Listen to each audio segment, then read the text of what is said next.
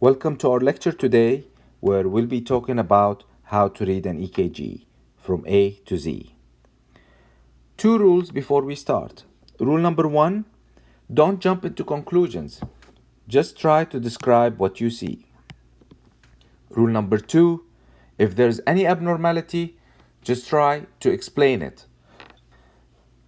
In order for you to read an EKG without missing any diagnoses, it's always better to have a systematic way. And the way that I use goes into the following. I have a couple of letters that I just remember while I'm reading the EKGs, and they are RR, RAI, SMC. Let's start with those letters. RR stands for regular rhythm.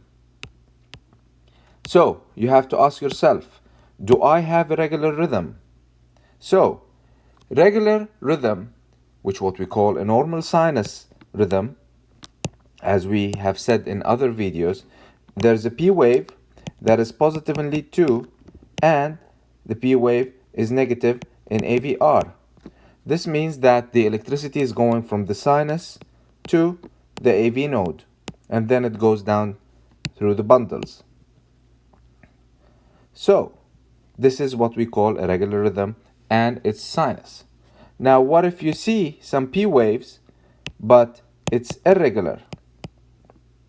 Then, since this is an abnormality, you have to explain why is there an abnormality.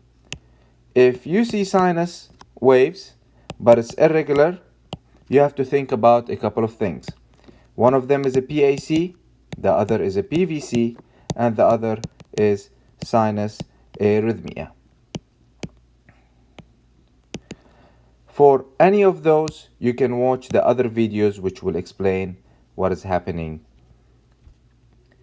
The second R stands for rate. In order to understand how to measure the rate, look at the EKG paper. It is divided into big and small boxes. If you look at every big box, it corresponds to 0.2 seconds. There's an easy method to calculate the rate. If your R to R interval is between 3 to 5 big boxes, this corresponds to a heart rate of 60 to 100 beats per minute. If your R to R interval is less than 3 big boxes, this means that the patient has a heart rate more than 100, so this is tachycardia. But if it's more than 5 big boxes, this means that the heart rate is less than 60, and this is what we call bradycardia.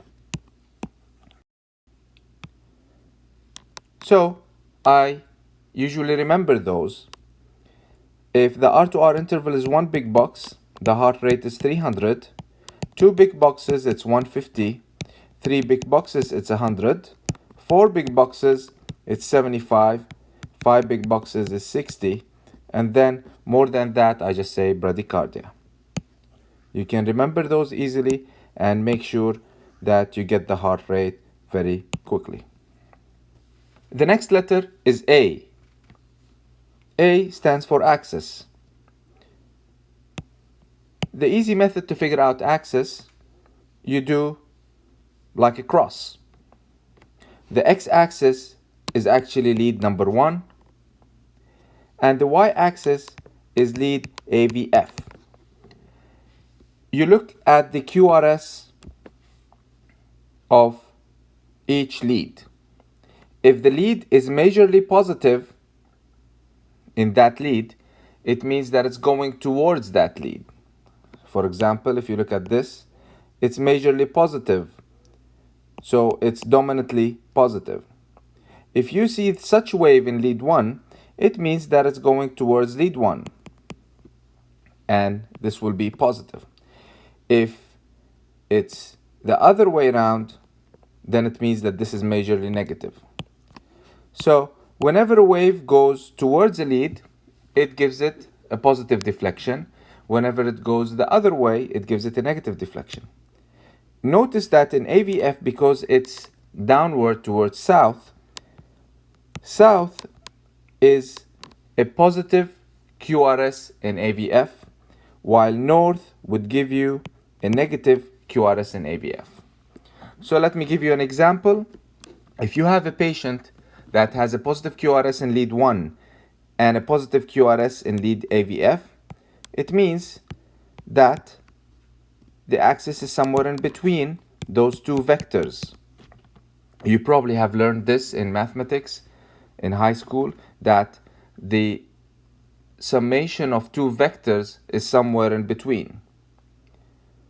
Now, if you have a QRS that is positive in lead 1 but negative in AVF, this means that the axis is somewhere over here, and this is what we call a left axis deviation.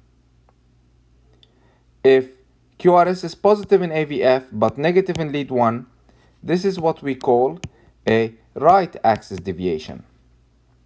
If both are negative, well, I have to tell you something, this is bad news, because this is what we call northwest. Some other people call it extreme right or extreme left. Usually this means that the patient has ventricular tachycardia because electricity is starting somewhere in the ventricle and it's gonna depolarize to the other side. This is the method to know the axis very quickly. There are more methods that are more complicated, but this is the most basic and easiest to do. The third topic is intervals. As we read EKGs, you have to know that we have PR intervals, we have the QRS, and we have the QT. Let's talk about each. PR interval is from 120 to 200 milliseconds. Anything more than 200, this is what we call first degree AV block. And in order for you to learn more about it, you can watch the AV block videos. Anything less than 120 milliseconds, you might not see it. This is very advanced, but this is what they call a slick AV node. Or if you have a delta wave, you have to think about Wolf, Parkinson, White, where electricity is going through an accessory pathway, reaching to the ventricles earlier than expected. Second, you look at the QRS. QRS between 90 and 120 milliseconds. Anything more than 120 milliseconds, you have to think about a bundle branch block. So it's either left or right or non-specific interventricular conduction delay. It's really impossible to have a QRS that is less than 90 milliseconds. To know more about how to differentiate between bundle branch blocks, please watch the other video that talks about bundle branch block. For the QT interval is measured between the beginning of the Q until the end of the T wave.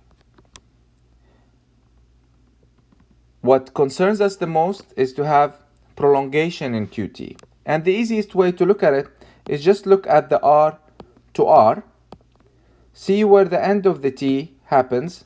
If you feel that this distance is more than 50% of the RR interval, then you should suspect that this is prolonged QT. If it looks like this, you can recognize that this distance is less than 50% of the RR interval, and you can just say normal QT.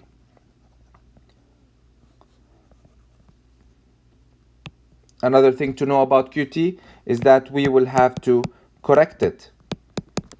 And the way to correct it is to put the QT over the root of the RR interval. And this has to be in seconds. So this is how we calculate the corrected QTC. So if someone has the RR interval as 0.9 seconds and his QT was 450, you'll have to do this equation in order to find your QTC.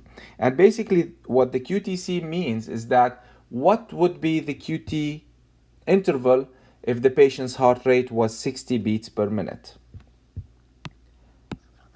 Normal values are different between males and females. To make it simple, above 450 is abnormal. Above 500, you have to watch out for medications that have interactions and cause prolonged QTC, as you'll have a risk of torsade de pointes.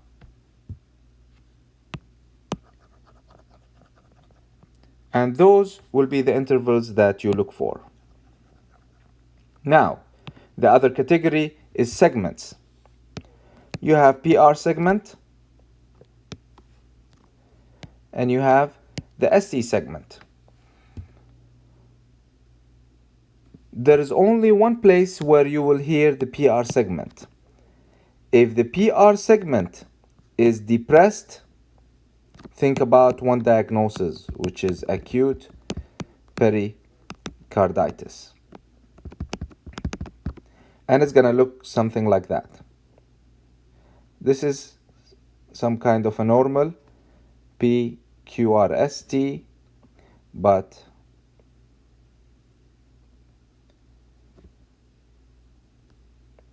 if you look, this PR is depressed and it looks lower than the baseline. Again, it's going to look something like this, for example. Whenever you see PR depression, you have to think about acute pericarditis. You can see the opposite, PR elevation, only in AVR, and that confirms that you have acute pericarditis. In terms of the SC segments, the SC segments should be normal back to baseline, like this. SC segment is normal at the baseline. But if they are elevated, and they can be depressed. SC segment elevation is a very important finding. And if you see it, you have to think about a couple of things. One is injury. If you see a Q wave with it, then you have to say myocardial infarction. You can see ST elevations in acute pericarditis and in patients with repolarization abnormalities or early repolarization.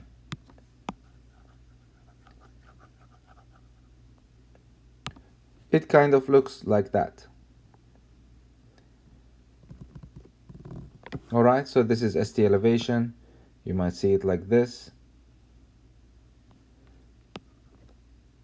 All right, and those are ST elevations. You have to read more about those and their significance and how to differentiate between each one. Now, in terms of SC depressions, they look like this. For example,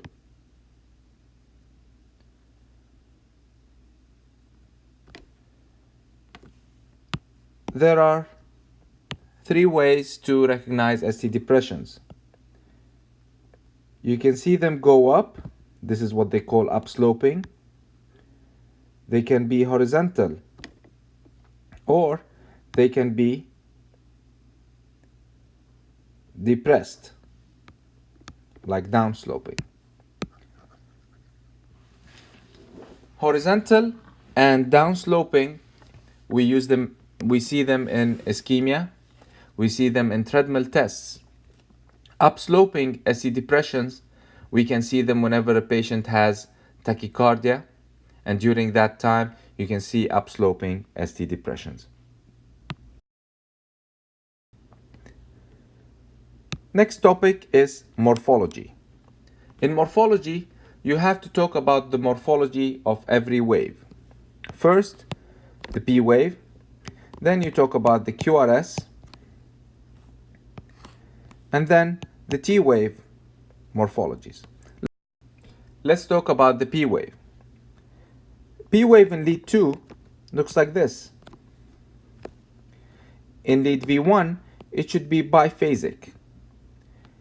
If you see lead 2 and the P waves looks wider, and in V1 it looks like this with the negative component bigger than the positive component, you have to think about left atrial enlargement. If the P wave in lead 2 is kind of peaked and it has a positive component that is bigger than the negative component, this is what we call a right atrial enlargement. If you have a combination of both, which looks like this, and then there's a big positive and a big negative in here, this is what we call a biatrial enlargement. And this is how you comment on the P wave morphology. Remember that this is an EKG finding. So you would say possible left atrial enlargement or possible right atrial enlargement, because in order for you to diagnose those, you will really have to look at the atria themselves by using echo. The next question is about QRS. In the QRS, ask yourself the following. Do I have a bundle branch block? Do I have LVH or RVH? Do I have a Q wave? And the next thing is, do I have good R wave progression? Let's talk about each one of those. For the bundle branch block, look at the video on our YouTube channel. For LVH or RVH, we also have another video to talk about that. Now, let's talk about the Q waves. Q waves are usually small and seen in multiple leads. This is a Q wave, but this is not significant. Now, if you have a big Q wave like this is what we call a significant Q wave. Whenever a Q wave is more than 1/3 of the total height of the QRS complex, this is what we call a significant Q wave. And this implies that the patient has had an infarct in that area. An infarct means dead muscle. The other thing to ask yourself is, do I have good R wave progression? How would you find good R wave progression? Remember, from V1 to V2, V3 until V6, electricity goes towards the apex of the heart and to the left side of the heart. So you're supposed to see kind of the R wave increasing until it becomes biggest in V6. What I usually look at is the transition between V3 and V4.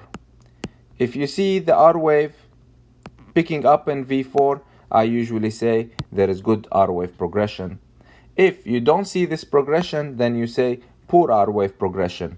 This is highly suspicious for an anterior or anterolateral MI. Next category, talk about the T wave. T waves are usually upright in the anterior, inferior, and lateral leads. If the T waves are inverted, then they are abnormal. There are other syndromes where you see a biphasic T wave,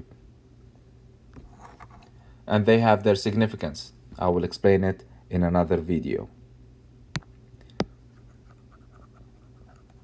So whenever you have T waves that are inverted, you have to think that those are abnormal.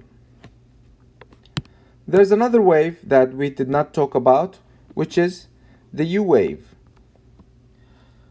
You might not see it in all EKGs, but the U wave shows up after the T wave, like this. Here's the T wave, and there's a U wave. Sometimes you might see it, sometimes not. You can see it more if the patient is bradycardic. U waves should always be positive. If you see an inverted U wave, this usually means that the patient is having active ischemia.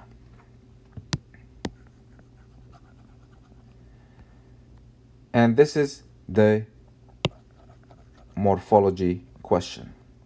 And last but not least, you have to ask yourself, if I look at this EKG, how is it different than the patient's previous EKG, if you have one?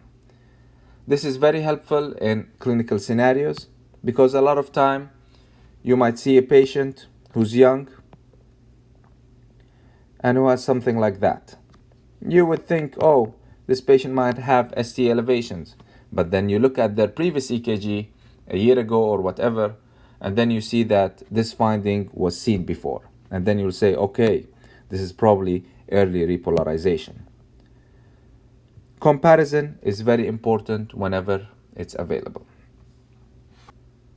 And this is how you read EKGs. Tips. Number 1, this is my method. You can use your own method. Try to do whatever you like, but always think that reading it systematically is the best. Number 2, whenever you see something that shows up in the exam, you have to know that it's not difficult. They have put it for you because there is something in it. So just stay calm and just go through the things that I told you about. Number 3, don't jump into conclusions. Number 4, practice, practice, and practice until this becomes a habit. And then you'll find out that your EKG learning techniques have improved and it has become faster. Some people do not agree and just want to have one look at an EKG and say the diagnosis. This is going to be very difficult and you'll see that you will be missing a lot of things. For all of those who are watching this video, this is just a basic EKG video for reading EKGs. There are a lot more things to talk about. There are a lot more advanced things like bifascicular block, left anterior fascicular block, left posterior fascicular block, and other things that are not mentioned in this video. If you have enjoyed watching this video, don't forget to like it, share it with your colleagues, and subscribe to our channel.